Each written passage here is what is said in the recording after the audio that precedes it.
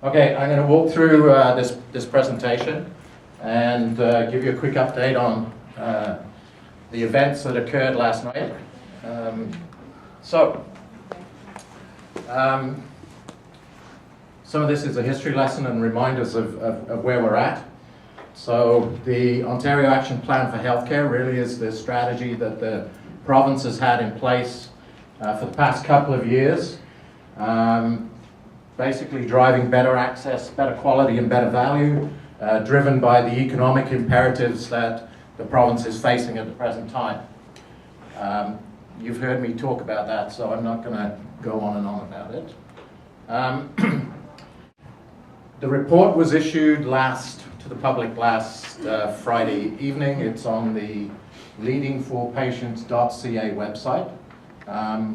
Rather than make things up, I suggest you go and read it.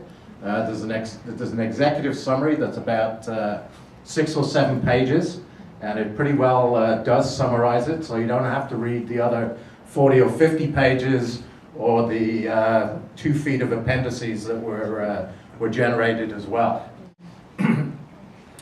The planning process was about getting stakeholder engagement, so we've spent a lot of time talking to the communities, talking to internal audiences. We've worked extensively with local politicians, whether that's the MPPs or the local councillors. We've engaged with numerous community groups, representatives of about 150 different community groups. And we also conducted a couple of telephone town halls, which had approximately 16,000 people participate in them in terms of dialing into those town halls. The report is a high-level review of the benefits and risks of the merger, and it's about assessing the value proposition. So is there some value in merging the two organizations? We have not done any work as yet around sizing and siting of any particular services. So that's not what it's been about so far. Nor have we developed an operating plan or an operating budget that would look at how the two organizations would actually function on a day-to-day basis. So it has not been about that. We did make some commitments early on to try and allay any of the fears that either internal or external communities may have. So we're not going to close a hospital as a result of this merger. Okay? The 4 emergency departments will continue to be operating 24/7. There's a very simple reason for that. 1, the community needs access to those services, but 2, there is no physical capacity to close one of the EDs. We are doing over 60,000 visits in 3 of the EDs and about 50,000 visits in the other one. We could not absorb that volume in any other facility. Any of you have been down in the ED here, you know there's no room to swing a cat right now. You know, we're putting 60,000 people through an ED that was built for 25 or 30,000 people. We just don't have the room, so any myths about closing emergency departments, forget it. The other thing we have said is we will not be moving services from Ajax to Scarborough. Pretty simple reason for that as well.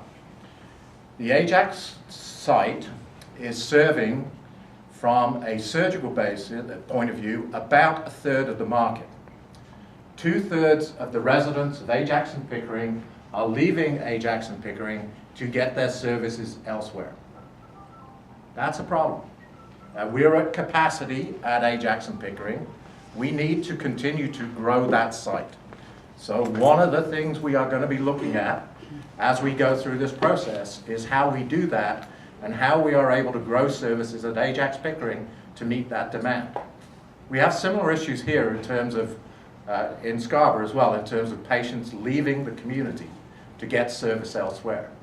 It's less of a capacity issue here, it's more of a brand issue in terms of patients choosing to leave. So we need to work on that. The status quo is not an option. You guys have heard me talk about this for years and years and years now, quite honestly. You know, there is ongoing financial pressure on the healthcare system. Whether we like it or not, that is a fact of life.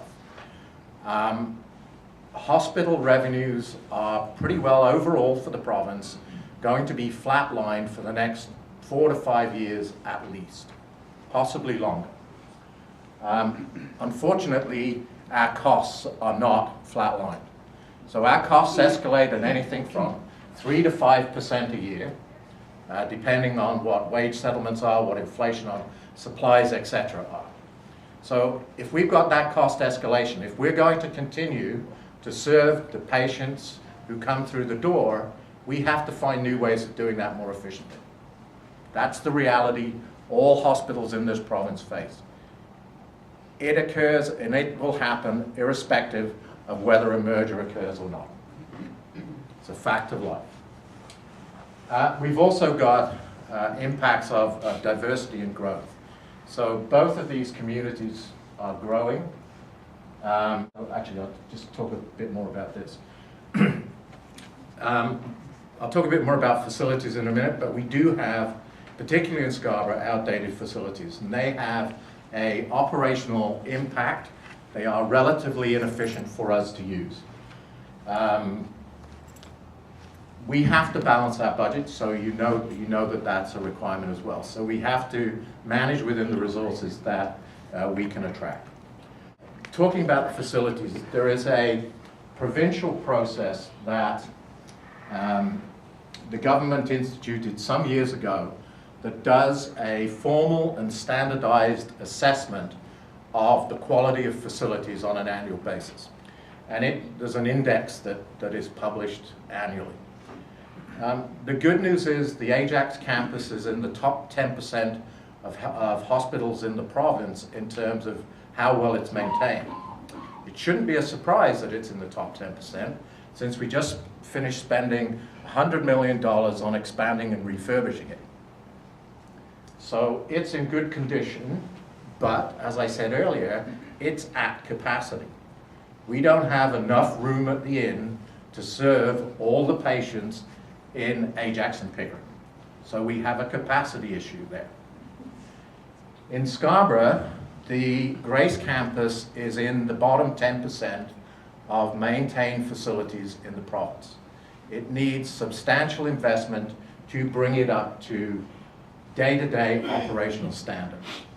And the two other facilities, the Centenary and General campus, are worse than average in the province. So as you've all experienced over the years, you know, we get leaks in the roofs, we get leaks in windows, things break down, and we're constantly trying to refurbish this physical plant so that we can continue to function effectively. We're a lot better off today than we were 7 or 8 years ago, because we've spent probably $50 million or so on refurbishment across these facilities. So it's an expensive exercise, but at least we're keeping the lights on. We are faced with demographic changes, so the population is growing. Certainly in Scarborough, the growth rate is not as high as it is in Ajax and Pickering. Ajax and Pickering is one of the fastest growing communities in Ontario.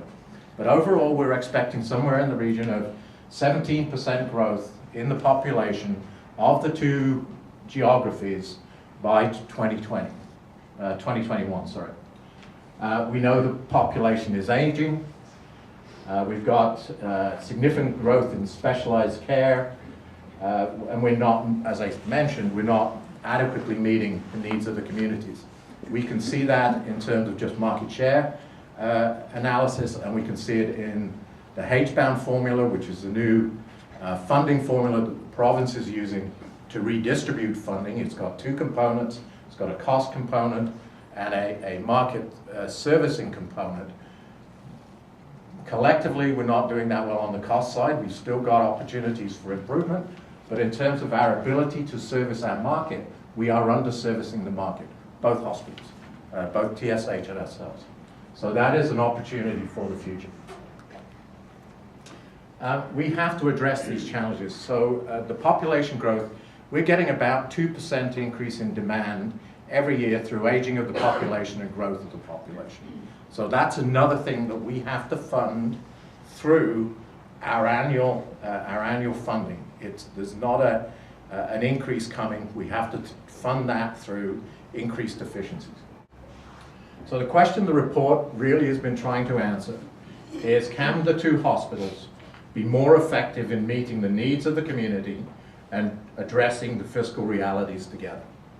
Are we better doing this together, or are we better trying to do it on our own? And that's the question we're trying to answer. There are a number of short-term benefits for patients and the community by merging these two organizations. And it's all about improving their experience. And you've heard us talk at Rouge now for a long time about improving the patient experience. We think there are, we believe there are, and certainly the physicians believe there are substantial opportunities for sharing clinical expertise. An example that keeps getting used is we struggle here in terms of getting access to vascular surgery. TSH has vascular surgeons. We believe we can make it a more seamless approach to providing access for our patients to vascular surgical services through integration. And there's reams and reams of opportunities. And if you look through the workbooks that many of you would have been involved in this process, there are lots of opportunities where integration provides enhanced access, enhanced clinical expertise. Obviously, we need to continue improving the patient experience. I talked about the market share leakage that we're facing, particularly here in Scarborough. That's about brand. It's how we are perceived by our communities. People are choosing to go and get their service elsewhere. But we have the clinical expertise on a combined basis. People should not need to do that. They should be able to get high quality care in a reasonable time frame close to home. And that's a huge opportunity for us.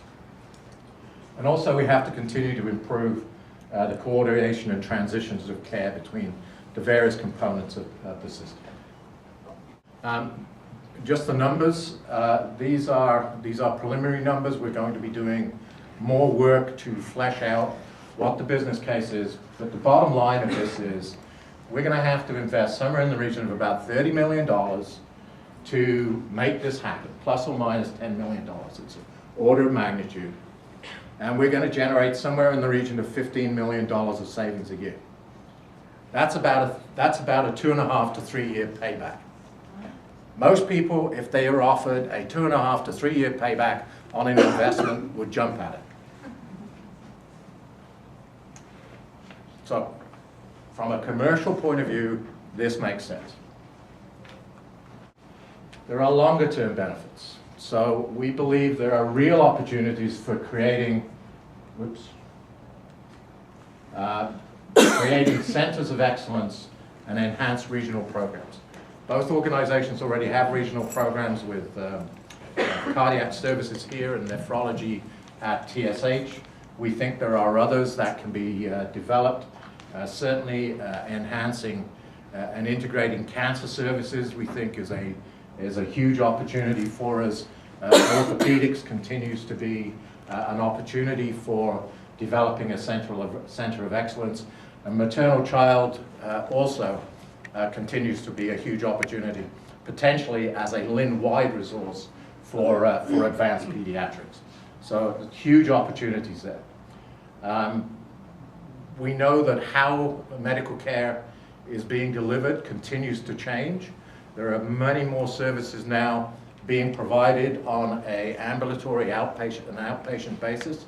That will continue. Certainly the government's action plan is to shift some of those services potentially into the community. I believe we can compete for many of those services. It doesn't have to be done in the community. It can be done in a hospital as long as we deliver the service in a competitive manner. So I think that continues to be an opportunity. We have to continue with broader health system integration. The silos and the gaps between the silos are problematic if you're a patient and navigating that.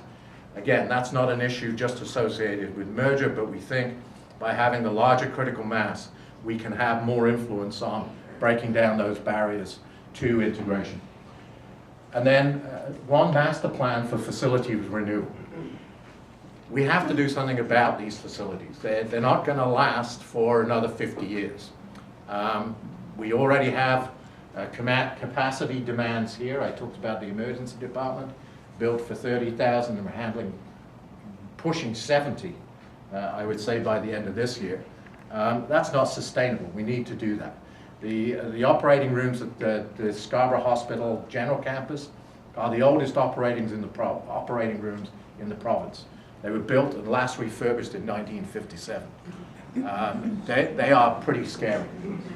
And frankly, our operating rooms need upgrading as well. So we need to look at where are the opportunities for upgrading some of these facilities.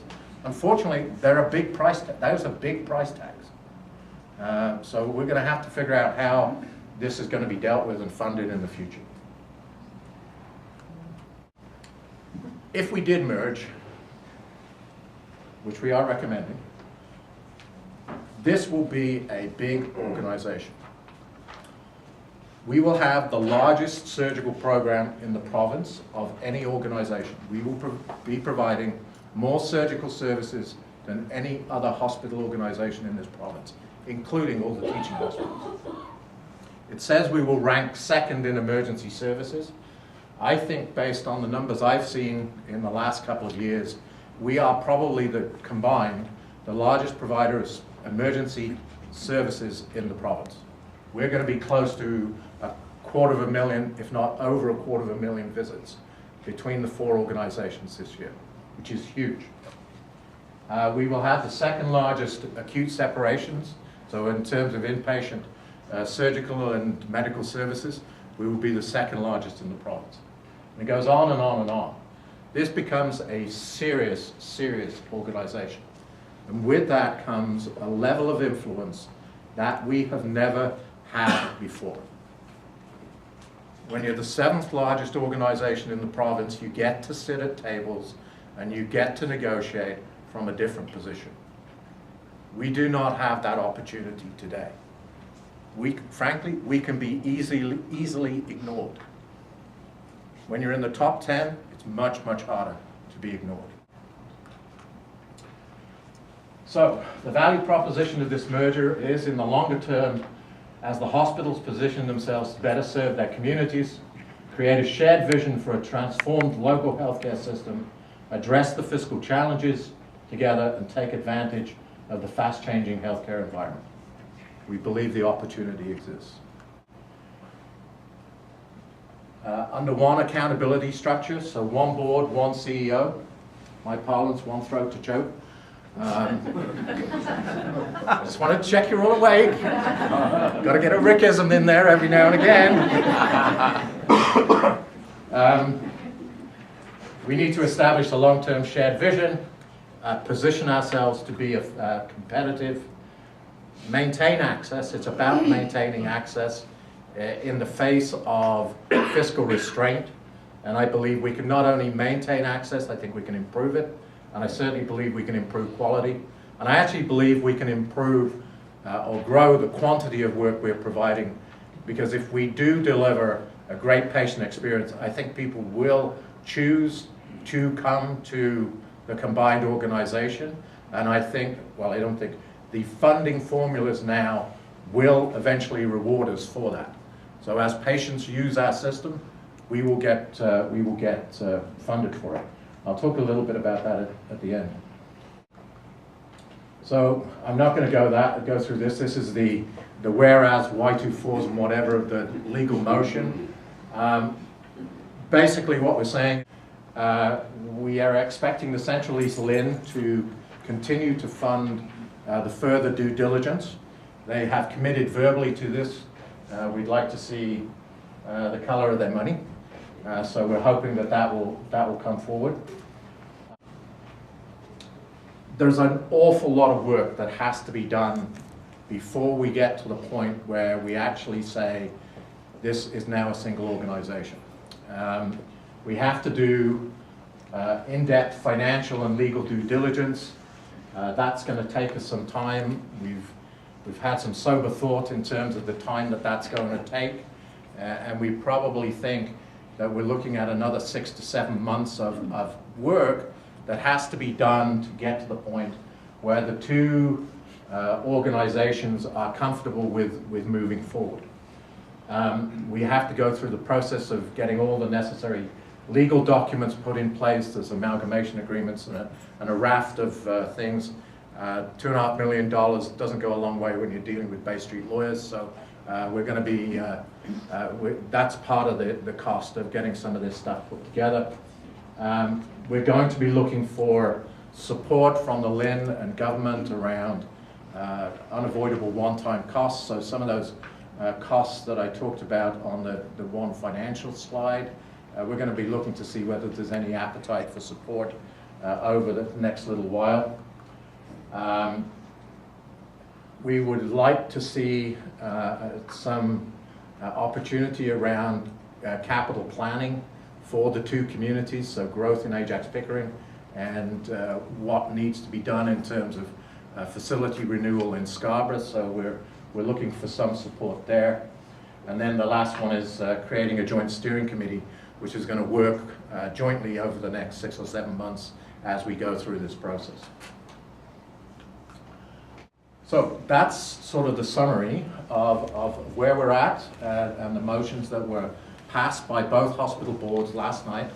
They were unanimously passed. I want to address a couple of other things. We've had some feedback that people are starting to get a little worried. I mean, what does this mean in terms of jobs? So I want to put your mind at rest, at least for Rouge Valley and for the next year. So we are in a pretty good spot at the moment in terms of our fiscal situation. And it's really thanks to all of the work that you guys have been doing for the last 2 or 3 years. So I don't think it's escaped your notice that the volume of activity in these two buildings has been escalating pretty rapidly. And we've been doing a lot more work than we used to do, serving more patients, serving them through the emergency department, serving through the surgical program, through the inpatient units. We've financed that growth out of our own resources. But now the funding formula is catching up with that, and we believe we're actually going to start to see some revenues coming in, additional revenues coming in next year, which will help to offset some of the inflationary costs that we've got. We are also seeing some benefits from restructuring some of our supply relationships. So Plexus, I'm sure, is near and dear to your heart, and I'm sure you've all enjoyed dealing with the procurement process on occasions. But as a result of restructuring that relationship and the business model, we are going to be saving some substantial dollars. And again, that helps us to meet the gap between funding and inflation. So we do not think there will be there will not be any significant layoffs in the next 6 to 12 months at Rouge Valley, irrespective of whether we do the merger or consummate the merger or not. So we are in a good place there. So jobs are not on the line today. Okay? So I think that's a piece of good news. And it's all thanks to your hard work. The other comment I would make is this is business as usual. So we're going to have a lot of work to do in the background. And it will be pretty busy for a lot of people as we go through the more in-depth analysis process. But I don't want to lose sight of the fact that it is business as usual. So tomorrow and Thursday, is that tomorrow? No, tomorrow is Thursday. Losing track of what day of the week it is. Tomorrow is 5th, Michelle? 5th? 5th. 5th, Patient Appreciation Day. So please participate, say thanks to our patients, because they pay our salaries by coming through the door. So that's a good thing. And we want them to keep coming through the door. And we want more of them to keep coming. The other thing that's going on next week, the 25th, our first annual ideas celebration. So all of the ideas that have been generated over the last 6 months, we're having a celebration of some of those. This is going to be an ongoing event to celebrate and reward innovation and idea generation at Rouge Valley. So business as usual and good things happening. And I think that's kind of all I want to say, but I suspect you might have some questions. So I'll open it up. They can email them too. Yeah, and so if people on the webcast have got questions, if you email Dave Brazeau, he'll ask the question on your behalf. And if you've heard enough, that's fine too. Okay. What are the potential showstoppers? Potential showstoppers?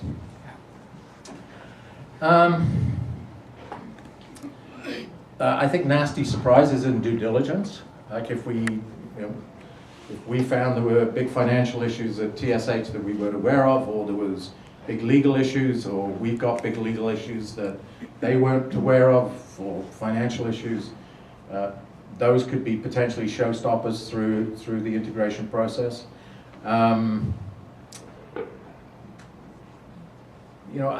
I think really it's about time. I don't think there's a lot of real big showstoppers out there. Process and/or approval wise?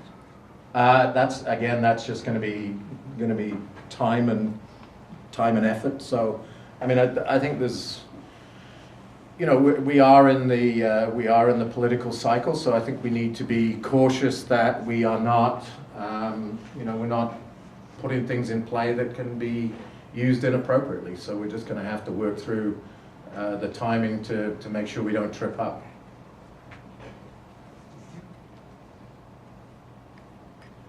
Kathy.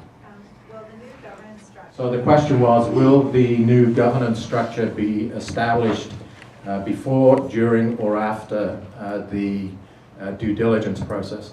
I think it will be designed concurrently and will not be implemented until the merger is consummated. Sometime, my guess would be June, July, around that time period.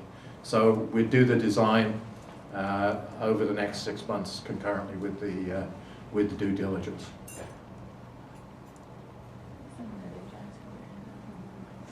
Somebody at Ajax with a question? Yeah, we have a question over.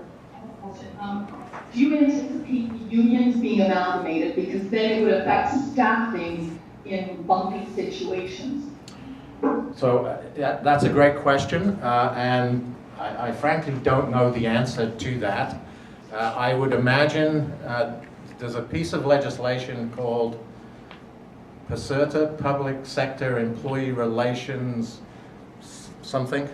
The HR team will correct me, tell me what it is. That legislation will probably apply, and exactly how the various union bargaining agreements will be brought together as, again, something that has to be determined, and that's, again, going to be another part of the detailed due diligence that we're going to have to go through over the next few months. My personal view is that would probably be an advantage to the union membership if they were amalgamated, but that's for the future. Cindy, you're going to argue with me, and that's okay.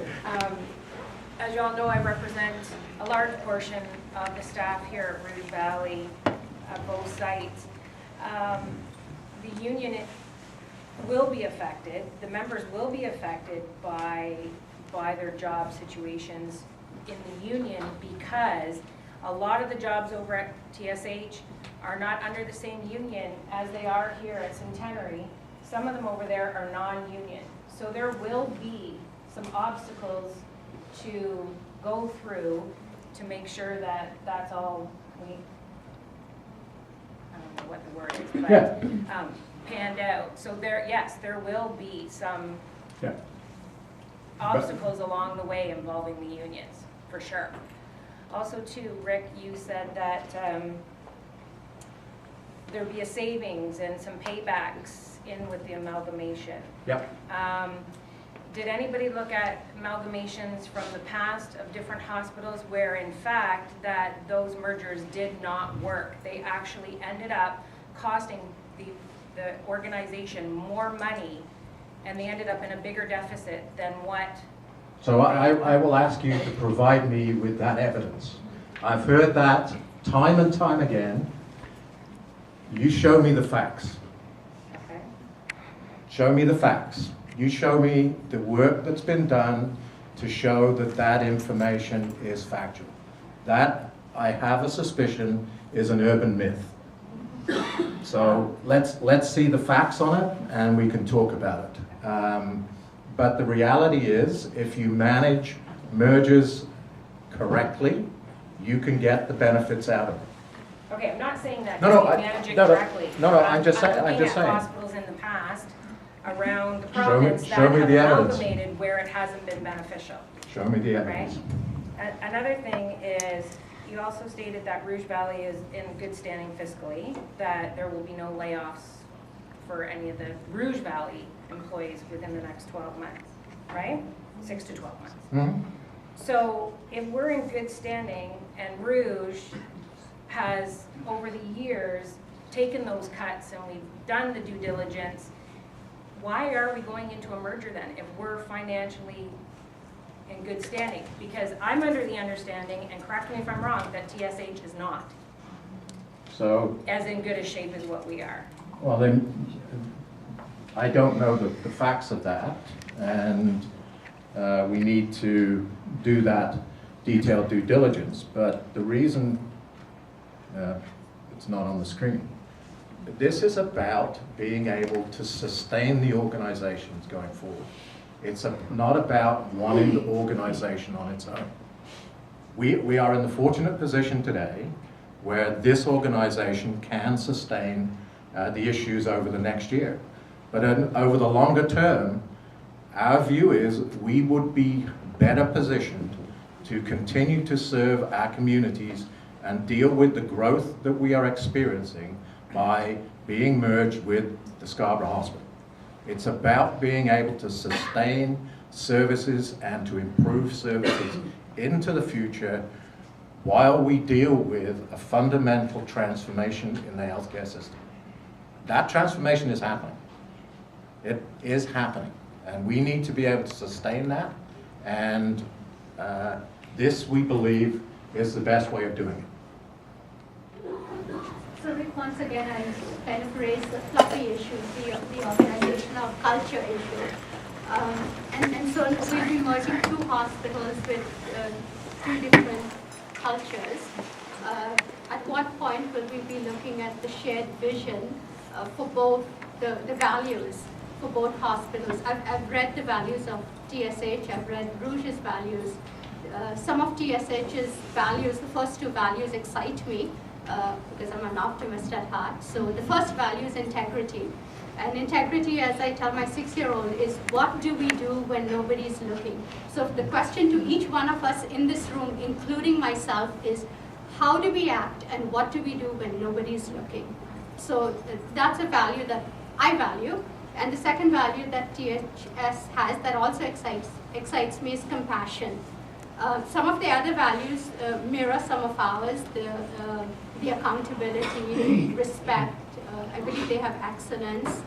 So when would we be looking at all the, the so-called fluffy stuff? Because I believe, I've always believed that needs to be looked at this actually almost first, as we're dealing with challenging fiscal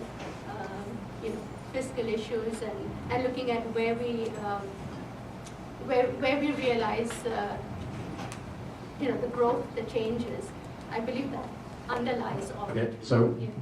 with your permission, I'm going to try and paraphrase that. Yes, but I do right. So I think the question is, when are we going to look at creating a shared vision, mission, and values and strategy for the new organization? So I think that is the responsibility of the new governance structure. So the new board of directors, when it is created and the new corporation is formally created, will have the responsibility of developing a strategic plan as well as the joint mission, vision, and values for the new organization. So I think that's going to be something that is going to be job one for the new board when that's created sometime in the middle of 2014. But yes, absolutely, that's the starting point for the new organization. Create a new strategic plan. Dave? Rick, I have a question from our webcast. There is somebody out there. Thank you. Yes, thank you for using it. Has any consideration been given to replacing RVC and TSH with a new facility? No, not at this stage. We have recognized that there, as you saw on one of the slides I showed you. Can you repeat the question? Yes, sorry. So the question, thanks, John. The question was, has there been any consideration given to replacing the general and RVC sites, facilities? And the answer is no, not at present. We've identified that there are deficiencies in the facilities. One of the things we want to do is to be able to do some facility planning over the next while, whether that's the next 6 to 12 or 18 months, to look at what the opportunities are. One facility for south of the 401 may be one option that could be considered, but maybe not. There are lots of other options that would need to be looked at, so there's no definitive thought on that at the present time. Okay. Any other questions in Ajax? Any other questions here? Wow. Oh, one right at the back. Vita. Okay, so I think the question was, has any consideration been given to expanding the role of teaching and research within the combined organization? The answer is no and yes. I think there's a view that because of its size, our role, we already do a fair amount of teaching in a number of the different health professions. We think that by combining the organizations, it creates an opportunity to be even more attractive for providing that kind of education. I don't think there's any consideration of being a full-fledged teaching hospital. I think we would certainly continue to consider and potentially enhance the role we have as a community teaching hospital through the affiliation agreements we have with U of T and some of the other teaching institutions, but not a full-fledged teaching hospital. Okay, well, that's it, folks. We'll keep in touch. We'll let you know as things progress. Thanks very much indeed.